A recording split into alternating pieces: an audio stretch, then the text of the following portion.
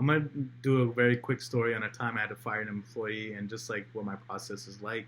So I was working at a company a couple of years ago, and what happened was an employee was recently hired. He was put onto a project modernizing some internal sites that had some old technology involved, and within a couple of weeks, my employees came to me and they said, "Hey, this guy is faking his tickets. We want him removed from the company." And that was that was just a lot of information, right? So I have this new employee, and I have all my trusted employees who have been here, who I know, telling me, he's qualified, he's credentialed, he knows what he's doing, but they said he's not doing the work, and he's just marking it as complete. And we only noticed when doing a periodic review that these tickets are all fake. So when someone brings you this accusation, a lot of things go through your head, right? Even if you trust them, you can't act on the information they've given you. You have to do your own investigation. So I had to first of all, I talked to the people who trained him that does he know how to do the work? Is this, was he set up for success, or did we fail him? And they told me, look, we've trained him the same as everyone else. It's not that we've done anything wrong. So I talked to his customers. I said, have you guys made yourselves available? Does he know to reach out to you if he needs help? I mean, I have this employee who might be underperforming. Does he know he can reach out to you to elaborate on certain tickets? They said, yeah. So I talked to his peers, I talked to his mentors, and I'm gathering this information, and I can see it's not inadequate training. It's not technical error. It's not that he's committing code and there's some problem with the IDE or his credentials and his code isn't being committed or something like that. I not to make excuses for someone. If you have this situation brought to you where someone says an employee is faking work, pretending to do it, looking busy, you can't just fire them when you get the information, and you can't just, even if you're doing your investigation, you're not trying to collect facts to confirm your theory or confirm their opinion or what they brought to you. You have to consider all the avenues. Like I basically said, is there any scenario where this isn't his fault, where he is hired, brought on, and is faking his, it looks like he's faking his work, but is there any scenario where it's not his fault? But everyone was very informative and forthcoming that, look, he knows he can reach out to us. We've trained him. He shadowed us. He knows how definition of done. He knows our ways of working, our operating procedures. So there's no problem here. So I do the investigation. I bring the employee in. I asked him to walk me through some of his recent tickets and contributions and what they mean. And, I found that some of the tickets he had recently marked done earlier that week, he didn't even recognize, like I gave him sort of the title, and I said, hey, what was the description on these? He didn't know. And then likewise, I would read a few descriptions. Some of them were from his tickets, some of them for other tickets. And I would tell him, do you know which of these are yours?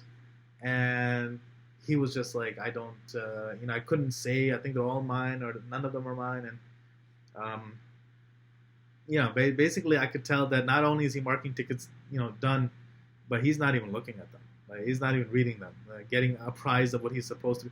That's the thing. You're not doing the work. That's fine, but you're not even getting to know the work you're faking. Like, that's just, I don't know if it's narcissism or laziness or what have you. But then after testing him and seeing as he even casually care about the work, then I told him, I said, look, an anonymous complaint was lodged against you, and I said an investigation has been formally done, and I have the HR person with me, of course, and then I have someone from legal, but they're just quiet presence. I'm the one actually talking, and I explained the situation to him. I said, this is the situation. I said, is there anything you have to say that could maybe help you? And he said, yeah, I didn't think it was a big deal. Like, I just thought I could fake my work, and then the project would be finished and no one would really notice. And he's like, if there was like some minor, basically with everyone else working, my tickets are a small slice, and I thought maybe quality assurance would do it, and then I could get put onto another project, and then that's it. And I mean, it was a good story. Like, it was actually quite convincing. I was like, it's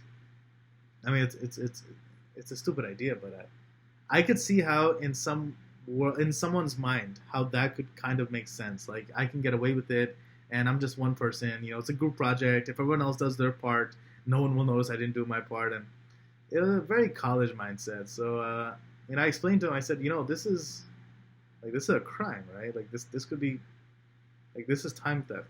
This is fraud. Like, you have hurt the company, right? First of all, you've hurt hurt us financially. You've been cashing paychecks from the company for work that you're not doing. I mean, you're lying about doing work, and think about our brand, our image. You could have. What if this was a front-facing project, or what if this was a project involving, external clients? I said you do realize like you would be defrauding those clients as well. And then he gets all scared, like, oh, like when I said fraud, theft, crime, then he's looking at me like, oh, I was just. He's just speechless. He was just looking at me like, and I could see on his face, I was like, this is someone who's never lived in a world with the consequences, and this is someone who's never been held accountable. So I'm not using this situation to shame him or drag him through the mud. Like, I know in my mind that at this point we're just going to terminate him. But I took some time to educate him. I said, look, let me tell you something. Like, now, you might think this was a small thing that you're just kind of, getting by under the radar type thing. But I said, like, the company has cause to not just terminate you. Like, we can sue you back for the money you've stolen from us. And you have stolen, right? You've stolen from us. And I said, not just that. I said, your fellow employees, they've lost trust in you. They don't trust you, right? They know you're a liar. But I said, now they are going to lose momentum on the project because they have to, in addition to their own work, they now have to double back and do the work that you've been faking these last few weeks. I said, in order to deliver on time, they're going to have to work extra. I said, do you know that the company could possibly come after you for the wages we now have to pay them, right? In addition to the money you have stolen from us by pretending to do work these past few weeks. I said, what if I have to hire contractors so that my people can still work 40 hours a week? Those contractors I have to hire, I now have to pay extra money because we want to deliver on time. So to deliver on time, we need more bodies. We need more people, right? Or I have the same number of people. I just need an extension, but I'm not going to deliver late because of you, right? So I'm sitting through him, and I said, like, this is, you're just thinking, no one was hurt. I said, this is really, really bad.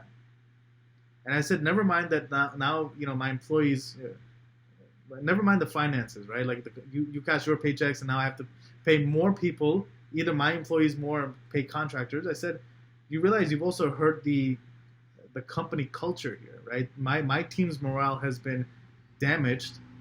I said, now they're going to be more paranoid of outsiders. So even if I hire someone to replace you, I said it's going to take more time for them to build trust. And if they're paranoid about someone, they're gonna work slower with that person. They're gonna give them a little bit of work at a time to build trust, rather than give them a lot of work, like in your case, and then have have that person defraud them again. So I said, like, there is a value to the to the damage you've done here. Like, hurting team morale has a dollar amount assigned to it, right? If it takes them 6 months to work well with the next person instead of 3 months, like that, all that extra time, like, that is your fault. So, I was just explaining to him just different ways he's hurt the company, and the different considerations as a manager I have to think about is basically my team, how my team has been injured, how the company has been injured, how, honestly, my hiring process, I said, now you do, like, do you understand that in the future? I said, now we have to modify our hiring process to screen out people like you, and it's going to be a little bit more involved. It's going to be a little bit more bloated. I said, imagine if everyone in the future who interviews at this company, instead of doing 2-3 rounds of interviews, they do 6 rounds. Imagine if they all found out that this was directly related to the fraud that you committed here. I mean, imagine if those people came at you for, I don't know, creating the opportunity for us to waste their time or something with lengthy interviews and take-home tests and all this other stuff. Like, you're basically causing harm to people you don't even know, who in the future now we have to have a better vetting process directly caused by you. Like, these are all different considerations that don't even go through your mind. And he's listening to me, and he's like, I just see him, you see, like, he's sweating through his shirt, and he's just wiping his forehead, and then he's listening to all this. And I'm not trying to tease him or really.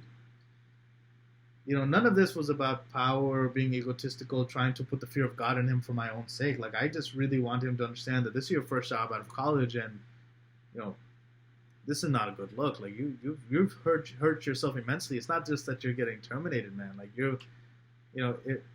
in the future, like, if you ever try to come back, it's never, there's not enough time that will pass by that you could ever even consider us again. Like, it doesn't matter if it's 5 years or 10 years or 20 years. I said 20 years from now, the people who are, junior engineers with you are going to still be here as like architects or something, or VPs, and, they're going to remember you. So I said, you've burned years, decades of your own time, and you've hurt yourself in this market. So I took this just as a time to kind of educate him, teach him what he did wrong, and just all the different ramifications. And then at the end of it, I obviously, we have a script we have to read to let them know they're fired. The company was very big on letting someone know they're fired. Like, they said you can't say you're fired or you're terminated. You have to say, like, you're being separated from the company or something like that, something political or legal. And they said you have to make sure they know they're fired, because historically we have fired people, but we will say something like you're dismissed or something, and then the person comes to work the next day. Like, they think dismissed means go home for the day. So they said you have to go through the whole script and have them sign certain papers that they know they were fired, they know they were terminated, they know that this, these are the reasons, and accept that they understand.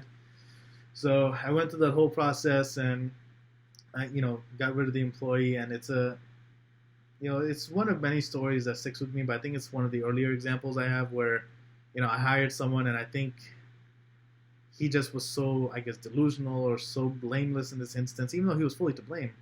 That is an amusing example that I use. That he thought he had certain rationales, and when I think about them, I'm like, that would never make sense in the real world. This is some TV level example. So yeah, that's just an example of how I terminated an employee, and sort of the process into how you go about it.